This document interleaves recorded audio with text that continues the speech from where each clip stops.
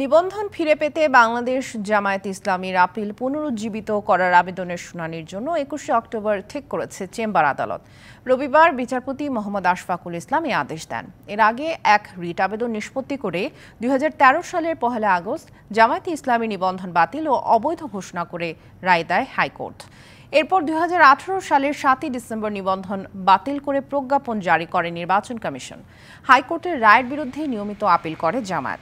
Appeal আবেদন শুনানির জন্য উঠলে জামায়াতের আইনজীবী আদালতে উপস্থিত না থাকায় গেল বছরের ১৯শে নভেম্বর তৎকালীন প্রধান বিচারপতি ওবায়দুল হাসানের নেতৃত্বাধীন আপিল বেঞ্চ তা খারিজ করে দেয়।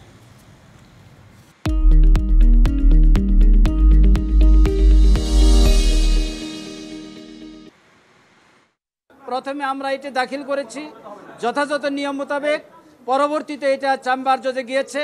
৫ নম্বর আইটেম ছিল, সেখানে আমাদের আইনজীবীগণ বক্তব্য তুলে ধরেছেন। অনারেবল জাজ ইন চেম্বারে আমরা বলেছি যে সমস্ত কারণে একটি মামলাকে পুনরুজ্জীবন করা যায়, এই রুলস 20 অনুযায়ী আমরা দরখাস্ত করেছিলাম। সেই দরখাস্ত শুনানি হয়েছে।